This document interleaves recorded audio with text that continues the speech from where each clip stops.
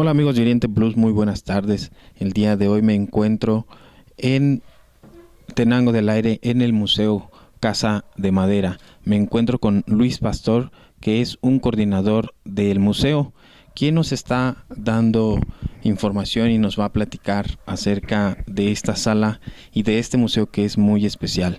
Tenemos un dato muy importante.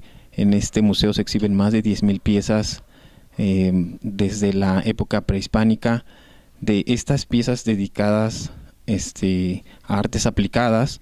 Y bueno, queremos saludarte y agradecerte por el espacio que nos estás dando. Luis, por favor, platícanos un poquito acerca de esta sala principalmente, que es la entrada al museo, ¿no? Prácticamente. Sí, buenas tardes. El museo, esta parte de la tienda o tendajón, fue rescatado de Amecameca. Es un mobiliario de 1850 de la época juarista. Da un servicio de 1850 a 1945 y se queda cerrado durante más de 50 años. El museo lo adquiere y la transporta acá con ciertas modificaciones, y posteriormente, cuando se rescata eso, obtiene un premio por parte del Fondo para la Cultura y las Artes, porque no había un museo que hubiera rescatado lo que es el comercio, porque el comercio pensaban que eran cosas inservibles, pero estamos viendo que fueron cosas utilitarias, de alguna manera que dieron un servicio a una sociedad. Por eso las películas, ustedes que vayan viendo de Pedro Infante, Jorge Negrete, se filmaban precisamente en este tipo de tiendas, Entonces fue una forma de vida. Entonces, todos los objetos utilitarios son muy importantes, y principalmente lo que viene a ser el vidrio. Todos estos objetos que estamos viendo de vidrio, la primera fábrica de vidrio que se pone en América se puso en Puebla en 1540, y de ahí sale todo lo del vidrio. Ahora todo esto que estamos viendo de vidrio se ha convertido en plástico. Por eso estamos viendo el rescate de lo que fue el comercio. Entonces vamos viendo que fue una tienda de las más importantes de Amecameca, donde se vendía de todo, se vendía perfumería, cristalería, porcelanas, abarrotes, gasolinas, de todo.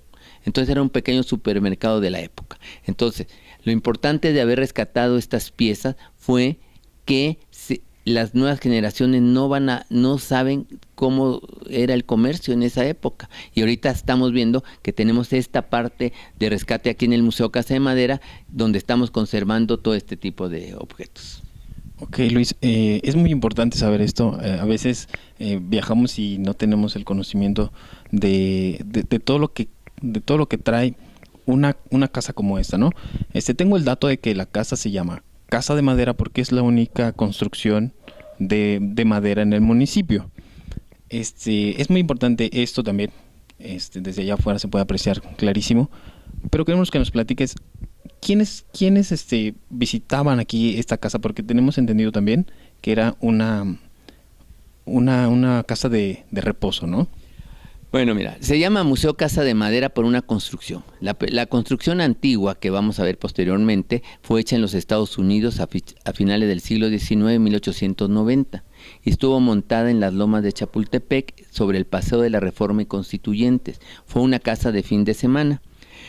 Posteriormente, en los años 70, se desarma esa casa de las lomas, numerada como un rompecabezas, y se transporta a este terreno, donde sigue siendo casa de campo. Aquí en este momento se reunían pues gente, los intelectuales de la época de los años 70 a principios de los 90, entre ellos estaba el señor Carlos Monsiváis, estaba Olivier de Broas, Jorge Alberto Manrique, Gutiérrez Aceves, y muchas gentes importantes, tanto pintores como escultores, que venían de visita a esta casa. Entonces, así nace la idea de hacer un centro cultural, pero sin tener la idea de que estuviera abierto constantemente, ¿no? Posteriormente todo esto se va de las manos y se tiene que abrir ya formalmente como museo. Y es en los años 90 que donde se abre este espacio ya como un museo.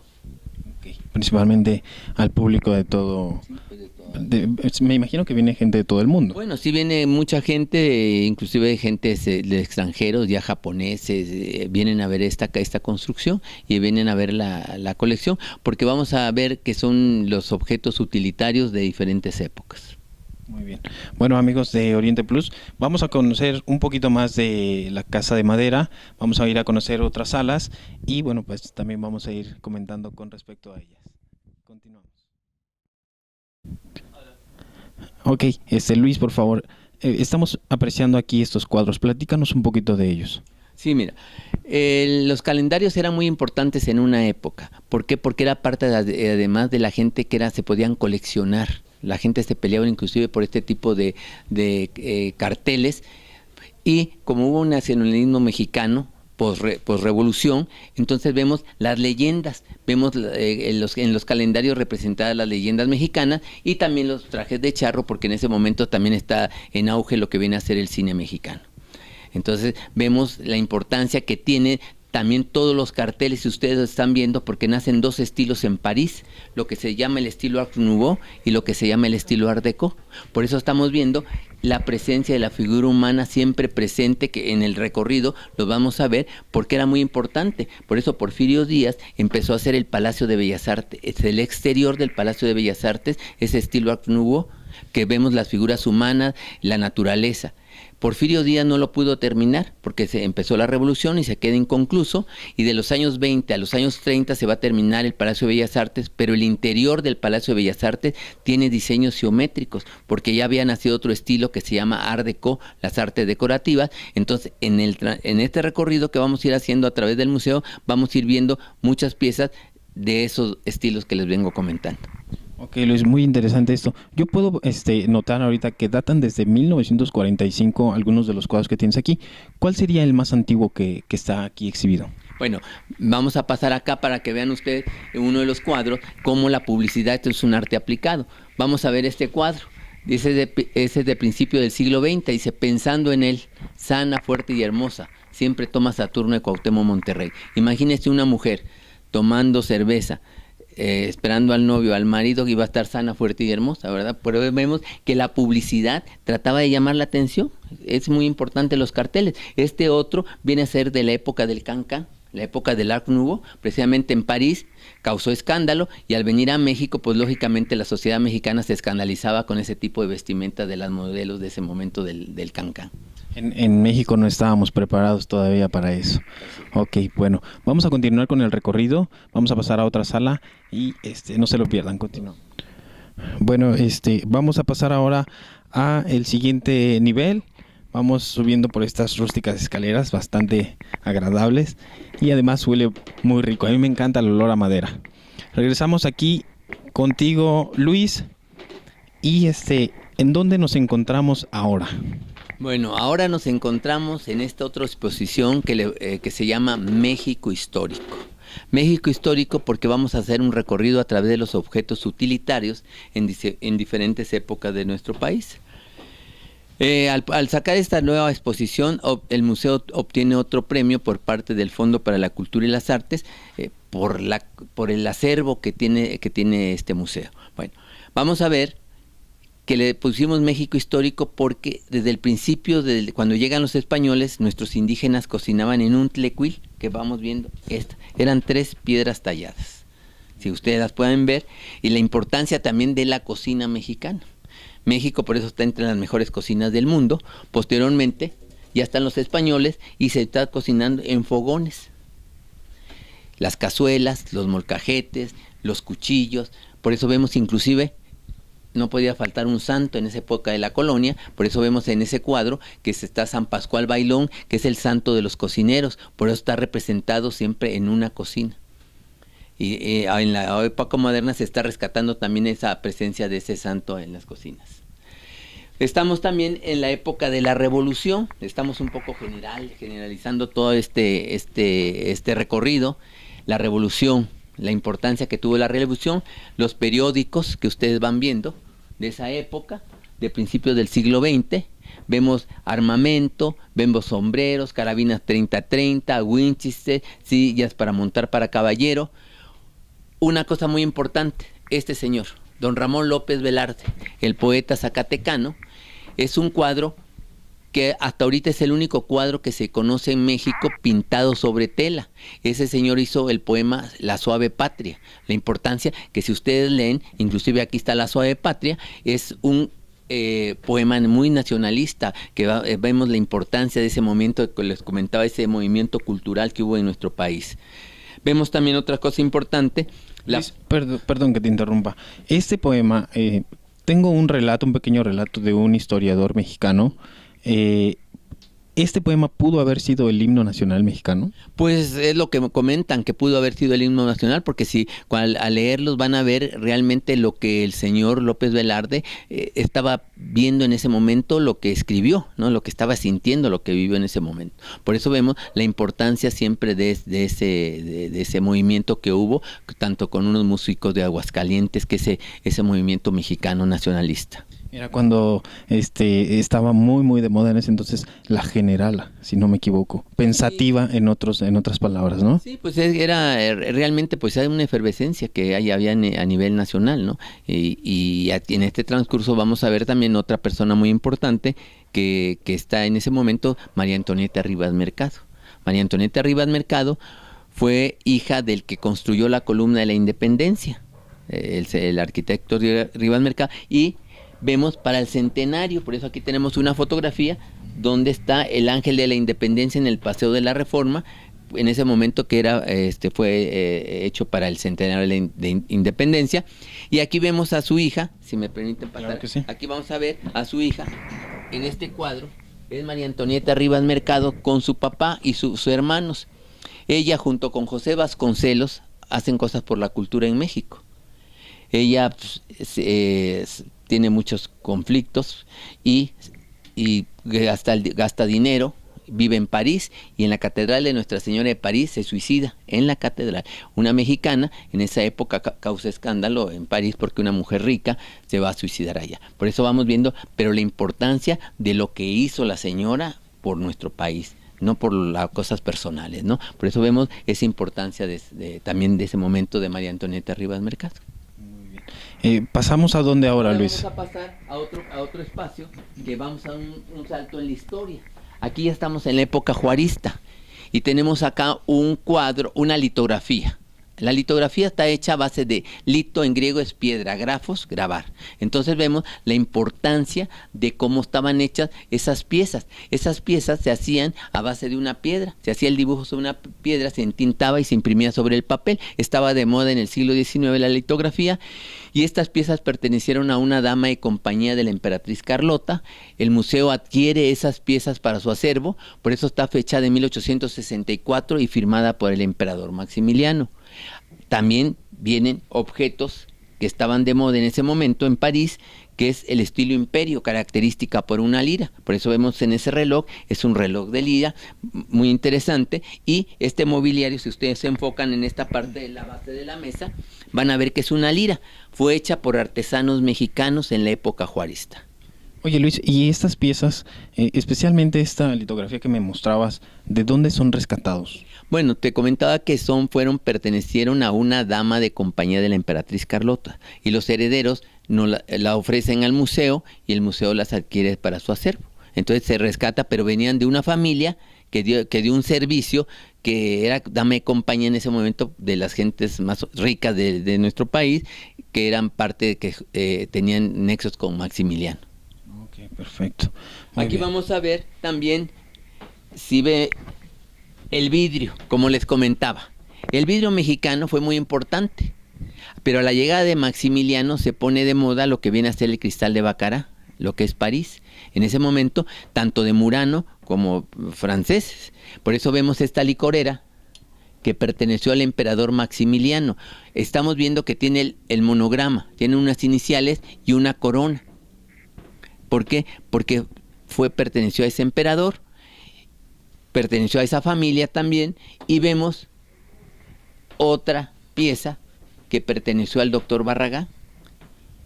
Una vez todos les ponían el monograma a los manteles, a los cubiertos, a las servilletas. Era una moda, ¿no? Pero por eso vemos la importancia que tiene lo que viene a ser las vajillas también hechas en Europa. Vemos también, de alguna manera, México como primer productor de plata en el mundo. Podemos ver estas piezas. Vean, la Casa Christopher de París se hacían estas piezas en París con plata mexicana. Por eso tienen un sello que dice Casa Christopher. Si ustedes van al castillo de Chapultepec, van a ver vajillas elaboradas por esa misma casa para el emperador Maximiliano. Entonces vamos viendo muchos objetos utilitarios, la pintura, esta es Orizaba, que era parte importante para pasar al puerto de Veracruz y embarcarse. Ese es un cuadro del siglo XIX firmado por una norteamericana. Okay. Como les comentaba, aquí vamos a ver la litografía. Las litografías estaban de moda en ese momento y aquí estamos viendo estampas de la forma de vida de los mexicanos, ¿no? Vemos ahora el Palacio de Minería, ya Tolsasta como arquitecto en ese momento. Porfirio Díaz puso barcos de vapor que llegaban a Chalco y así se transportaba la gente hacia el centro histórico, lo que ahora se llama centro histórico. Las piezas ahora están en el Museo de Antropología, el arte prehispánico. Esta calle que es muy importante, vean ustedes esta calle. Esta calle ahorita se llama Lázaro Cárdenas. Y lo único que quedó de esa callecita fue la fuente, por ahí un metro que se llama Salto del Agua. Y lo único que queda fue la fuentecita. Ahorita es una avenida muy grande, pero estamos viendo cómo fue la calle en el siglo XIX. Sí conozco esa calle. sí conozco esa calle. Un mobiliario de la época de la independencia, una cronología de los gobernantes de México, desde los emperadores mexicas, llegando a los virreyes y a los primeros presidentes independientes y ya contemporáneos. Esto fue hecho en 1970, como dice. Sí, en 1970, pero es una referencia de lo que realmente son los personajes que han gobernado nuestro país. Okay, muy hasta bien. La llegada de Díaz Ordaz, por supuesto. Okay. Ya está como impreso ya posteriormente. Okay. Me llamó la atención, en especial este cuadro. A mí me pareciera así a primera visión sencilla, como el cerro donde está ahora lo que es el castillo de Chapultepec.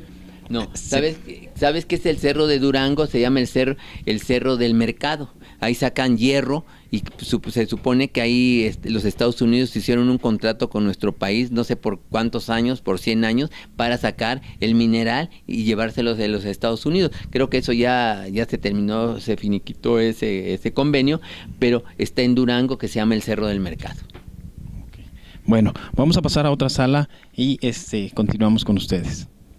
Bueno, pues seguimos aquí en esta sala de arte popular mexicano, donde en específico se está representando al escudo nacional, y nos platicabas ya, Luis, de algunos fósiles que fueron encontrados en varias partes de la República, ¿no?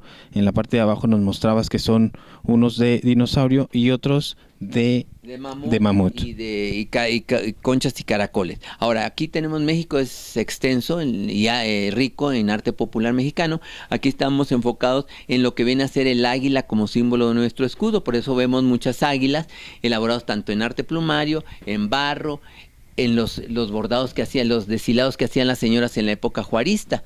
Vemos también las alcancías en cuerno. Vemos aquí también el cobre, las lacas, que 3 estados las producen, Chiapas, Guerrero y Michoacán, documentos desde Venustiano Carranza hasta llegar a Porfirio Díaz y a Benito Juárez, monedas y billetes, las escobetas de la mujer mexicana que se cepillaba el cabello con esas escobetas, por eso vemos que tiene la bandera mexicana bordada y el nombre a la señora que perteneció, máscaras para danza. Después de la Revolución hay una efervescencia nacionalista que se retoma el calendario azteca en el arte popular, por eso vemos este zarape, también de la importancia que tiene. Luis, perdón, una pregunta. Estas máscaras me hacen recordar a los famosos chinelos. En estas localidades también hay estos chinelos, ¿actualmente lo hay? Sí, se sigue esta tradición de chinelos aquí, tanto en Juchitepec, aquí en Tenango, en el estado de Morelos. Pero las máscaras son representativas de diferentes estados de la República, no solo de toda la República. Aquí vamos a ver un cuadro muy interesante, que es el señor que hizo la letra del himno nacional, don Francisco González Bocanegra. Es un retrato de él del siglo XIX, la bandera mexicana, que es la importancia, está bordada con hilos de plata chapeados en oro para que no se oxiden, porque ustedes saben que la plata se oxida, está sobre seda. Tenemos plata mexicana desde el siglo XVIII hasta los años 60. lámparas para los mineros, cómo cómo se iluminaban el interior de las minas, recipientes para sacar la plata de las minas, jalados por animales. Vemos también manuales de viajeros de la época de Juárez, una lanza encontrada aquí en Amecameca, de la época de la conquista. Ustedes saben que pasaron de aquí para los conquistadores rumbo a Tenochtitlan y fue encontrada en Amecameca. Vemos también mobiliarios de la época de la colonia, hecho a base de hierro forjado, tanto candados, chapas, aldabones, fierros para marcar, tijeras. Entonces vamos viendo toda la importancia de lo que, por eso esta exposición se llama México Histórico, porque vamos a ir viendo objetos utilitarios